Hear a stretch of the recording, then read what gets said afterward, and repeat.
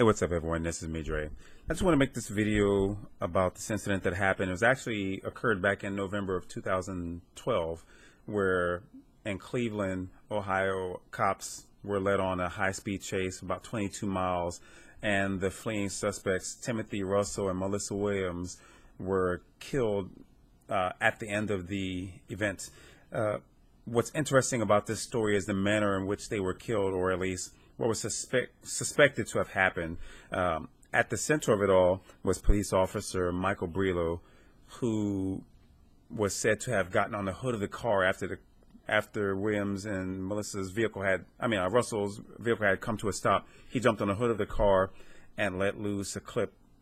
No one knows whether his shots were the ones that killed the fleeing suspects, or if during the time that the vehicle was coming to a stop, they were already deceased. What I found interesting with this is that because of his actions, it's something that you might see in an action movie, like in Speed or some other Hollywood flick, where a cop gets on the hood of the car and just lets loose a round just to stop the criminals from getting away. Now, the judge acquitted Brelo from any wrongdoing. And I just want to read a little bit of this information that I got from CNN.com about what the judge had passed down. He basically said the officer's first round of gunfire was permissible because they had reason to believe they and the public were at risk, in part because other officers told them the pair had weapons, that one of them had fired because Russell led them on a chase for so long, and because of the ramming. When you look at this, with the ramming, they said that they went into a middle school parking lot and they rammed the police vehicle. You also know that sometimes during a high-speed chase, the officers will perform what's called a pit maneuver, where they hit the tail end to hopefully get the fleeing suspect to spin out of control, and then they can make the arrest. The whole thing about they had been fired upon, someone said that they heard what could have been a backfire from the vehicle that the suspects were fleeing in, that gave them the assumption that there was gunfire. Also, in one instance that I read, because some cops had fired, other cops were led to believe that the gunfire was coming from the fleeing suspects.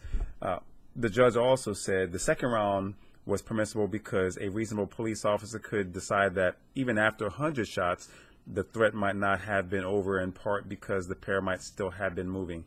Once again, when it comes to lethal force, the cops have a right to protect themselves. In a high-speed chase, you don't know what's going to happen once the suspect stops in that vehicle, whether they're going to come out blazing like in an action movie once again, or if they're going to wait for a cop to get closer and then decide they're not going to make it. They may as well just go out in a blaze of glory. I can certainly understand that, but when you look at the fact that almost 170 some odd rounds, I believe, were fired from the cops, I'm led to believe that the reason the vehicle came to stop is because they were already deceased. So the cops approaching with caution, I can certainly understand that. The judge also said evidence shows Brelo's gunfire caused at least one wound to each Russell and Williams that would have killed either of them, but they suffered other lethal wounds, probably from other officers' gunfire.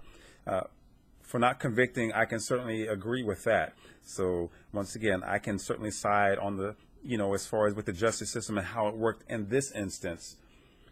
The judge also said, since evidence doesn't prove Brelo's shots were the ones that killed the pair, he can't be found guilty of voluntary manslaughter. That all ties into the previous comment.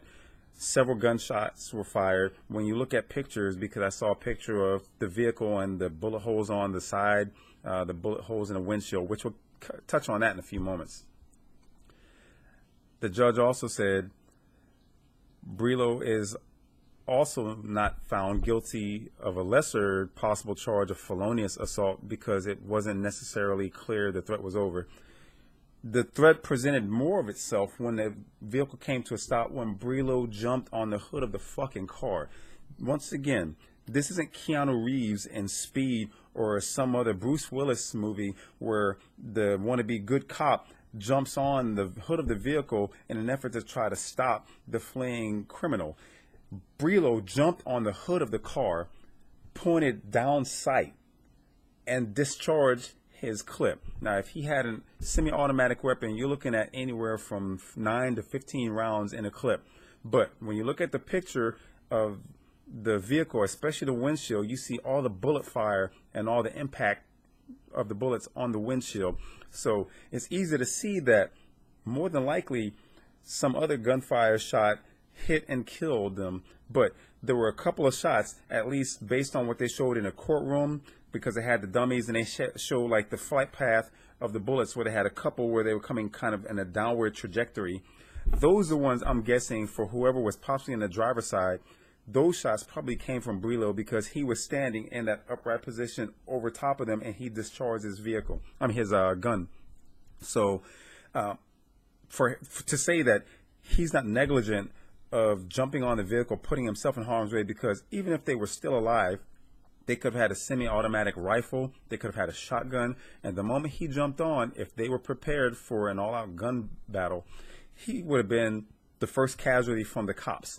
And for him to do what he did, and to not get in trouble because of that, I see something seriously wrong with that. In the midst of this, because he has been acquitted, a lot of people are going to be pissed off. And of course, you know, this is going to lead to protest, because that's been happening recently. When you look at everything that happened from Freddie Gray to Eric Garner to Michael Brown, when people feel like there hasn't been justice because of police brutality or police being overzealous on their job, and then the law sides with the cops for their actions, the community gets upset. So with this, you can expect for there to be unrest, and it's compounded by the fact that last year, a young 12-year-old kid who was in a park with a BB gun got fired upon and killed by cops. I saw a video where they just kind of rolled up to him and just opened fired. I can go into a whole story about that, because I don't believe that young kids should have guns. I don't like toy guns for kids, because if you point a toy gun at someone, you'll point a real gun at someone. That's just my belief. But I'm not going to go into that, because I can go all day about that.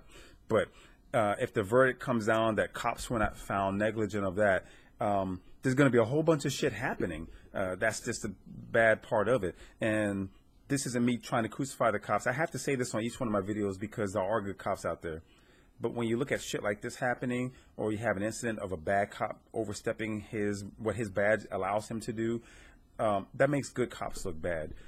This is just, it's going to go south, and you're going to hear more about this, of some sort of rally, some sort of protest. Hopefully it doesn't come to rioting and looting, because it's not going to bring the two back. They don't get a pass for what they did, leading the cops on a high-speed chase, putting other motorists at risk, which I don't agree with, because you could have young families that could have been put in jeopardy.